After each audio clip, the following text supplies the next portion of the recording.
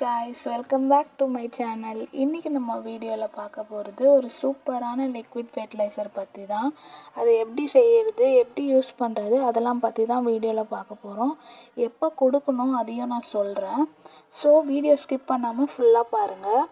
இதுதாங்க அந்த liquid fertiliser. இது என்னென்னா, நான் முன்னாள் வேப்ப இலை இருக்கு இல்லையா, பச்சை இலை, அது வெங்காயத்தோல், வாழைப்பழத்தோல், அதுக்கப்புறம் பட்டை, அது முன்னாள் ஊற வச்சுட்டு அதுக்கு மறுநாள் அதை நல்லா இன்னும் தண்ணி ஊற்றி கொதிக்க விடணும்.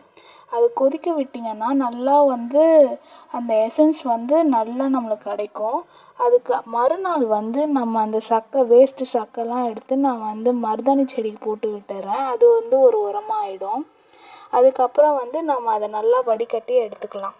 அதில் கீழே இன்னும் நிறைய வேஸ்ட்டு சக்கை இருக்கும், அதெல்லாம் தேவையில்லாதது. அதை அப்படியே ஊற்றாமல் நம்ம வடிகட்டி செடிக்கும் ஊற்றலாம், ஸ்ப்ரேயும் பண்ணி விடலாம்.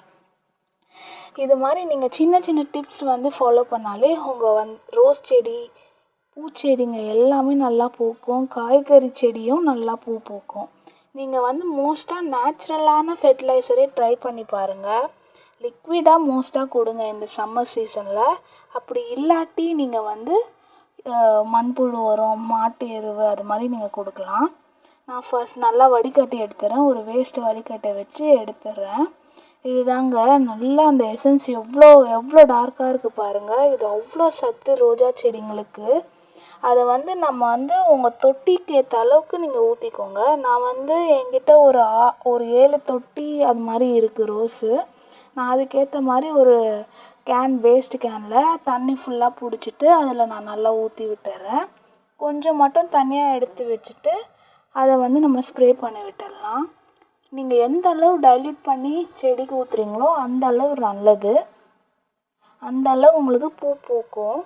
இது தனியாக நான் எடுத்து வச்சுருக்கேன் ஸ்ப்ரே பண்ணுறதுக்கு. ஸ்ப்ரே பண்ணி நீங்கள் ஊற்றி விட்டுறலாம். நான் ஏற்கனவே வச்சுருந்தேன் ஸ்ப்ரே. ஏன்னா நம்ம செடிங்களுக்கும் ஸ்ப்ரே பண்ணி விடணும். இந்த சம்மர் சீசனில் பூச்சி தாக்குதல் அதிகமாக வரும். பூச்சி, வேறு ஏதாச்சும் இலை சுருக்கும், அது எல்லாமே வரும். ஸோ அதை ட்ரீட் பண்ணுறதுக்கு நம்ம ஸ்ப்ரே பண்ணி விடுற மாதிரி இருக்கும். அப்போ தான் செடி ஆரோக்கியமாக வளரும். ரூட்டுக்கும் நல்லா ஹெல்ப்ஃபுல்லாக இருக்கும். இலைங்களுக்கும் நல்லா சத்து போய் கிடைக்கும். பூவும் பெருசாக பூக்கும். நான் ஃபஸ்ட்டு ஸ்ப்ரே பண்ணி விட்டுடுறேன். எல்லா செடிங்களுக்கும் நுனி வரைக்கும் ஸ்ப்ரே பண்ணி விட்டுருங்க. அப்போ தான் உங்களுக்கு செடி கீழே அந்த ஸ்டெம்மு மீதி இருக்கிறத நான் அதிலே போட்டுடுறேன். மீதி இருந்தது நான் அந்த கேன் இருந்தது இல்லையா, அந்த தண்ணியிலே ஊற்றி விட்டுறேன்.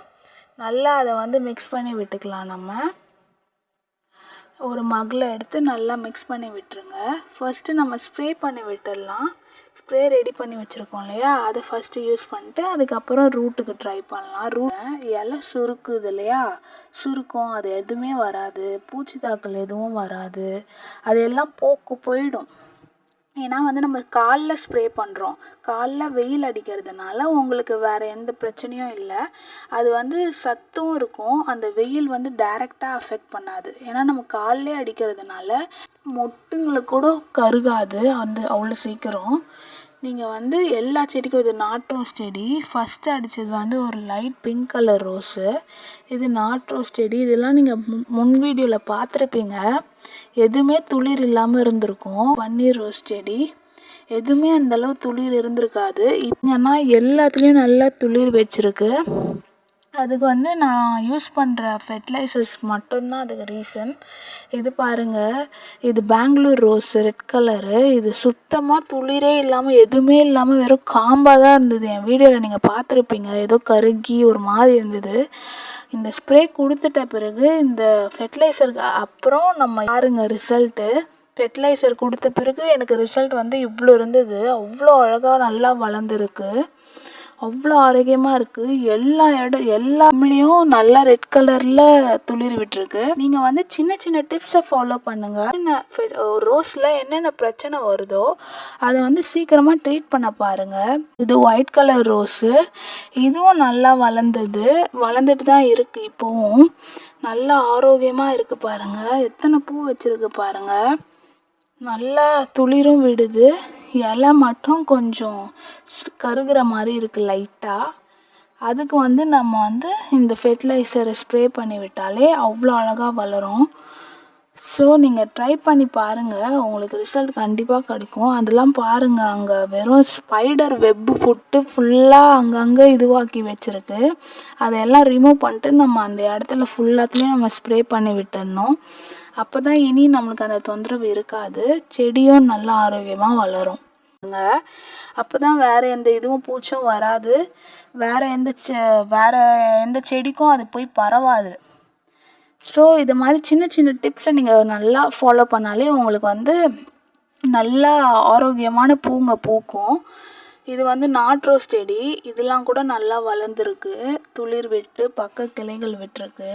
நல்லா ஆரோக்கியமாக தான் இருக்குது செடி, எந்த ஒரு நோய் தாக்குதலும் இல்லை.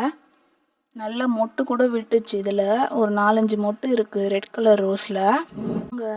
இது வந்து ரோஸ்மெரி செடி. இதுலேயும் நான் போன வீடியோவில் சொல்லியிருப்பேன், நிறைய க்ரீன் வார்ம் வந்துடுச்சு, பச்சை கலரில் ஒரு புழு வந்துருந்ததுன்னு சொன்னிருந்தேன். அதை ஃபெர்டிலைசர் இது தாங்க. அதை வந்து நல்லா ஸ்ப்ரே பண்ணி விட்டுருங்க இந்த ஃபெர்டிலைசரை. இனிமேல் எந்த பூச்சி புழு எதுவுமே வராது. இதில் அவ்வளோ சத்து இருக்குது, செடிக்கு மட்டும் இல்லை, இலைங்களுக்கு மட்டும் இல்லை, வேருக்கும் அவ்வளோ சத்து இருக்குது. நான் எல்லாத்துக்கும் ஸ்ப்ரே பண்ணி விட்டுட்டேன். இப்போ வந்து நம்ம வேருக்கும் ஊற்றி விட்டுடலாம். நல்லா டைல்யூட் பண்ணியிருக்கணும் தண்ணி, அப்போ தான் வந்து கீழே வரைக்கும் போய் சத்து வந்து கொடுக்கும், செடிங்களுக்கு ஆரோக்கியமாகவும் வளரும். இது மாதிரி நல்லா ஒரு நேச்சுரல் ஃபெர்டிலைசராக ட்ரை பண்ண. கெமிக்கல் ஃபெர்டிலைசர் ட்ரை பண்ணலாம், ஆனால் வந்து அது வந்து ஏதாச்சும் ஒரு நம்மளுக்கு வந்து போட தெரியாமல் அதிகமாக போட்டுட்டோம், உரம் அதிகமாக போட்டுட்டோன்னா அப்புறம் அது வந்து செடி போயிடும், வேஸ்ட்டாக போயிடும், இல்லாட்டி கருக ஆரம்பிச்சிடும், எதனா ஒரு பிரச்சனை வந்துடும். ஆனால் நம்ம 100% நேச்சுரலாக யூஸ் பண்ணுறப்ப எந்த ஒரு பிரச்சனையும் வராது, செடியும் நம்ம வந்து இன்னும் ஆரோக்கியமாக வளர வைக்கலாம்.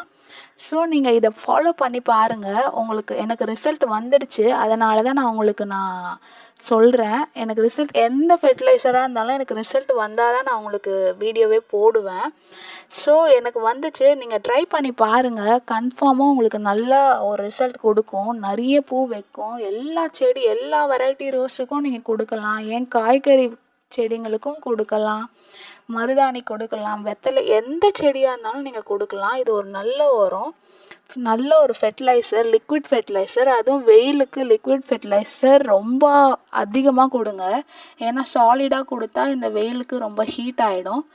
ஸோ இது மாதிரி உங்களுக்கு இந்த வீடியோ பிடிச்சிருந்தா லைக் பண்ணுங்கள், ஃபாலோ பண்ணுங்கள், சப்ஸ்கிரைப் பண்ணுங்கள், ஷேர் பண்ணுங்கள். தேங்க்யூ ஃபார் வாட்சிங் திஸ் வீடியோ. Bye bye.